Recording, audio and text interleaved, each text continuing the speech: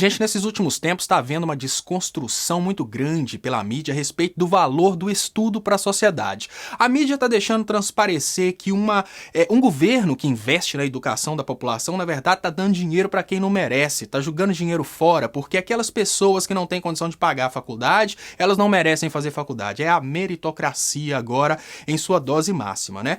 E eu gostaria de conversar com você sobre a teoria econômica chamada fronteira de possibilidade de produção. Então vocês vão ver que investir em educação não tem nada a ver com filantropia, não tem nada a ver com dar esmola. Muito mais do que isso. Investir em educação é uma espécie de investimento para toda a sociedade. Eu vou começar com os exemplos da Alemanha e da Inglaterra. Reino Unido como um todo, né? A Alemanha agora está financiando qualquer tipo de nível superior para os cidadãos. A Inglaterra, que já tinha um financiamento educacional a nível de graduação, agora estendeu o financiamento educacional a nível de mestrado. Por que isso aconteceu, gente?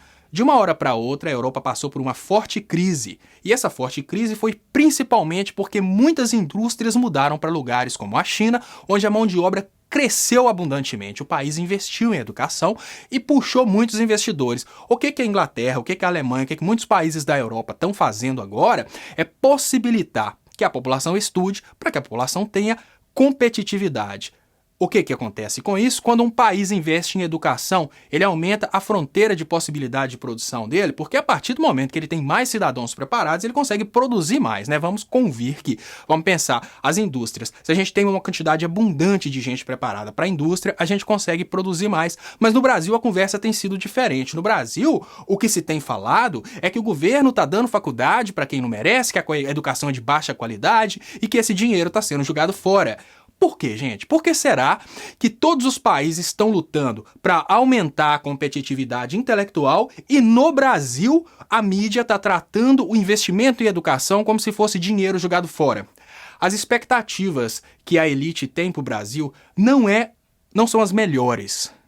Enquanto a Europa pensa nos cidadãos trabalhando com competitividade intelectual, no Brasil o que a elite está tentando fazer é transformar o povo em escravos, produtores de commodities. É isso mesmo, gente. Enquanto nos Estados Unidos, enquanto na Europa, enquanto no Japão, enquanto na China, eles estão fazendo de tudo para tirar a população daquela condição de extrativista.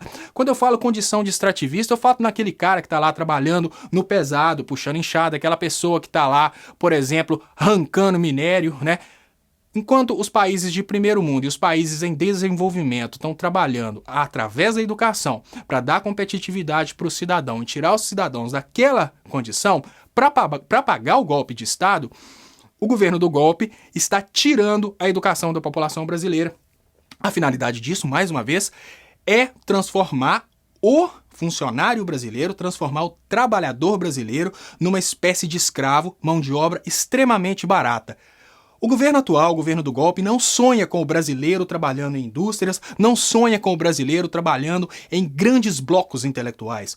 O governo do golpe precisa pagar o golpe entregando para as multinacionais um grupo de escravos. E é por isso que está havendo um desinvestimento na educação. Sim, para imbecilizar a população. Existe uma parte dos intelectuais que imaginam que esse investimento na deseducação do brasileiro, esse investimento, essa destruição da educação brasileira, está simplesmente ligado ao fato do brasileiro não perceber o que está acontecendo. Vamos parar de educar o povo para que o povo não tenha condição de perceber que está sendo escravizado. Também, mas grande parte disso é um pagamento a curto prazo. A gente precisa produzir mão de obra barata, porque as pessoas que estão vindo para o Brasil agora para explorar petróleo, para explorar coisas que precisam de escravos, elas não querem engenheiros, elas não querem profissionais formados, profissionais com curso superior. O que elas querem é mão de obra mesmo, que essas pessoas precisam, que esses investidores precisam, são de escravos. Então, retornando ao início do vídeo, quando eu falei com vocês que a teoria da fronteira de possibilidade de produção, quando um país investe em conteúdo intelectual, ele cria mão de obra especializada, ele cria capital humano. Quando o país cria mais capital humano, ele tem mais condição de receber investidores que precisam daquele tipo de capital. Suponhamos que o Brasil continuasse investindo em educação. No lugar de receber investidores que vão simplesmente arrancar petróleo do solo brasileiro, o Brasil poderia receber investidores, por exemplo, para uma indústria farmacêutica, indústria automobilística, criação de material humano, desenvolvimento de pesquisas. Bom, O Brasil abriu mão de receber investimentos que dão para o brasileiro uma qualidade de vida maior, que dão para o brasileiro maior salário, para receber investimentos de empresas de extração de minério, extração de petróleo. Agora existe um boato aí de que o Brasil vai privatizar inclusive a exploração da água.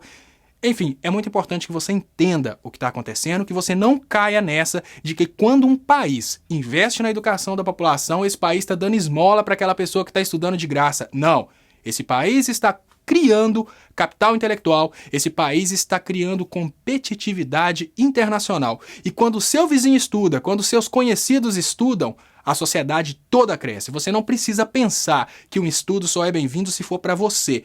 Porque se você sozinho estudar na sociedade brasileira inteira, uma indústria não vai vir para aproveitar só você. Ela precisa de condições de aproveitar toda a sociedade. Uma sociedade bem preparada, acontece aquilo que a gente está vendo acontecer na China.